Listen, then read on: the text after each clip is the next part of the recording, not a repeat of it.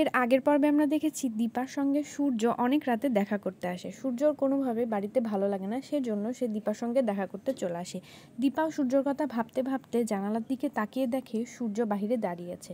সূর্যকে দেখে দীপা নিচে নেমে আসে এবং বলে, এত রাতে আপনি? তখন সূর্য বলে, ম্যাম আপনার মধ্যে না জাদু আছে, আপনাকে দেখলে না আমার মনটা অনেক শান্ত হয়ে যায়।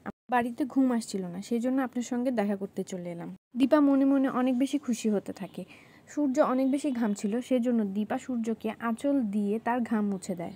তখনই সূর্যর অনেক বেশি হাঁচি আসতে শুরু হয়। তখন দীপা বলে, আপনার তো অনেক বেশি ঠান্ডা লেগেছে, চলুন আপনাকে গরম কিছু খাওয়াতে হবে। এই বলে দীপা সূর্যকে একটা চায়ের দোকানে নিয়ে যায়। অন্যদিকে আমরা দেখতে পাই সোনা তার রুমে ঘুমিয়েছিল। হঠাৎ করে সোনার ঘুম ভেঙে যায় এবং সোনা ঘুম থেকে উঠে দেখে সামনে একটা ছায়া পেয়ে যায়। পরবর্তীতে সোনা ভালো মতো লক্ষ্য করে দেখে সেটা আর কেউ নয়, রুডি। রুডি সোনাকে বলে, সোনা আমি ভালো নেই সোনা, তোমরা আমাকে ভালো থাকতে দিচ্ছ না, তোমরা আমাকে বাঁচাও, আমি ভালো নেই।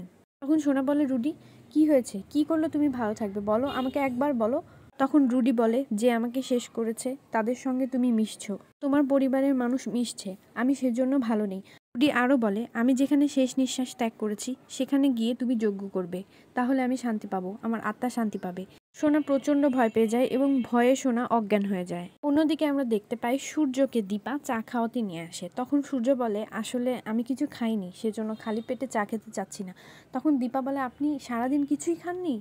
দীপা সূর্যকে বলে, এত রাতে তো কিছুই পাওয়া যাবে না। তখন দোকানদার সূর্যকে বলে, স্যার আমার কাছে চাউমিন আছে, আপনাকে দিব? হ্যাঁ অবশ্যই। তখন দোকানদার সূর্যকে চাউমিন দিয়ে যায়। সূর্য অনেক তৃপ্তি করে খায়। সূর্য খায় এবং দীপার মুখের দিকে একভাবে তাকিয়ে থাকে।